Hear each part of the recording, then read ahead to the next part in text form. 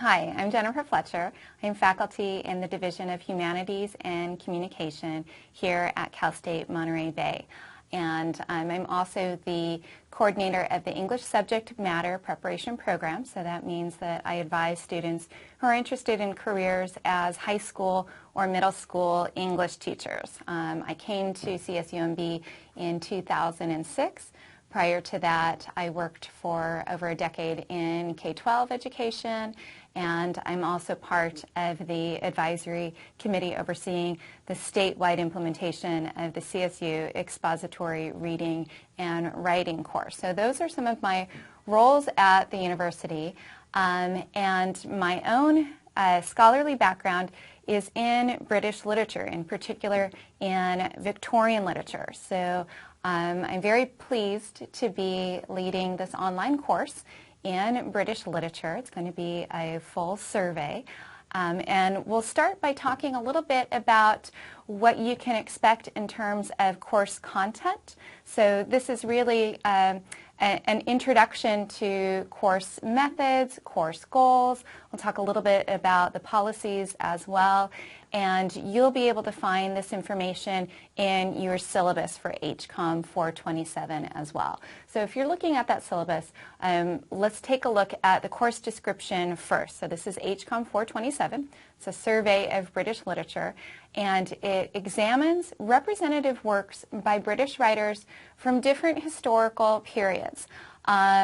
We start with the Anglo-Saxons and go to the medieval period, the Renaissance, the neoclassical period or the Age of Reason, the Romantic period, realist, modern, and postmodern. So we're looking at about a 1,500-year survey of British literature. 427 offers built-in assessment in HCOM MLO 6. That's the literary analysis major learning outcome. And also qualifies for the concentration in literary and film studies, as well as in English subject matter preparation. And it's recommended that students have already fulfilled their general education requirements before starting this course. So this is a 4-unit course, and something really important for English subject matter prep students to know. If you are taking this course in order to meet your subject matter competency requirements for the Commission on Teacher Credentialing, and so you're doing this as a substitution for the regular 429. You need to know that there's a second class you also must take, and that's Linguistics 392 here at CSUMB. At least that's the name of the course at the time of this recording. But this is a 4-unit class that you're taking online, and the 6-unit class is going to have some additional requirements. So just keep that in mind if you're doing this for English subject matter prep. If you're doing this for personal enrichment or for the literary and film studies concentration, then your 4-unit class, this class, is perfectly fine for MLO 6. So a little bit more about the overview. Our class is going to consider texts as unique products of complex cultural contexts. We're going to work against the idea of the universality of literature and the idea of the homogeneity of the English language, which is something that starts from the Anglo-Saxon period on and into the Middle Ages, where we really see the how England is it's a polyglot nation made up of immigrant people from many different ethnic groups, and particularly in the Anglo-Saxon period from many different European tribal groups. So our course is going to look at the way that the diverse ways that texts and the interpretations of texts are shaped by specific historical moments, linguistic forms, and ideological perspectives or ways of knowing. We examine the representative and constitutive functions of the many forms of English embodied in the British literary tradition, including Old English, Middle English, Modern English, regional and class-based variations, Anglo-England, Indian English, and Global English. And so we talk not just about English, but about Englishes in the plural.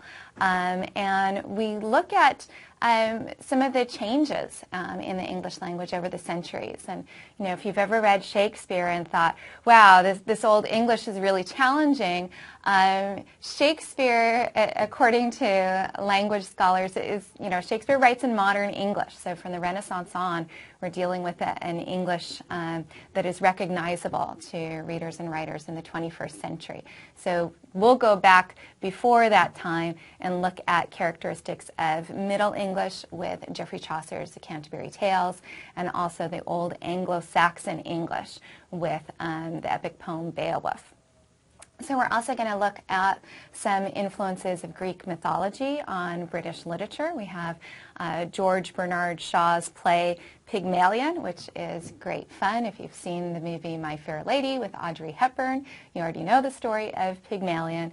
And of course, it helps to know the classical myth of Pygmalion and Galatea in order to see what Shaw is doing with his portrayal of the creation of the ideal woman, at least from the perspective of a professor of phonology, of phonetics, right, with Henry Higgins. So we'll look as well at different plot and character archetypes. So this idea of a universal model, how they're embodied, altered, and contested by diverse genres and periods. So the archetype of the witch or the siren or the mother, how they show up in different ways across the literary periods. Or archetypal plot structures like the hero's journey, and we have Joseph Campbell as a recommended resource for the course. So HCOM 427 additionally invites students to examine how relationships among language, material culture, and power impact class and gender identities. And you'll hear references to the functions of power and several of the PowerPoints that you're going to be listening to.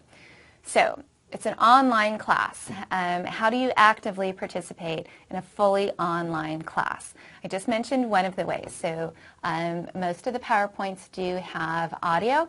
The audio comes from the face-to-face version of the class, from the full 6-unit class, 429. And so sometimes you will hear snippets of student discussion. You'll hear my commentary, you'll hear my prepared lectures. You'll have a chance to respond to some of this content in the discussion forums, the online forums with other students who are enrolled in 427. And you have a few videos. For the videos that are demonstrations of academic conference papers, you want to do things like take notes, try to create a scratch outline. There's a greater burden on students who are in online courses to really be active learners, right? To make sure that you are fully taking advantage of the opportunity to read deeply and analytically and thoughtfully and to write about what you are reading. So, successful completion of the course satisfies, as I mentioned, major learning outcome number 6 for the human communication major at CSUMB, and that's in comparative literary analysis. So that means that students meeting this outcome will be able to appreciate and analyze literature in a social, historical, and cultural context, compare and contrast literatures of at least 3 different cultural traditions, including non-Eurocentric traditions. And so to do that, as I mentioned, you'll be doing a lot of independent reading and you're going to have some writing assignments. Let's take a look at those.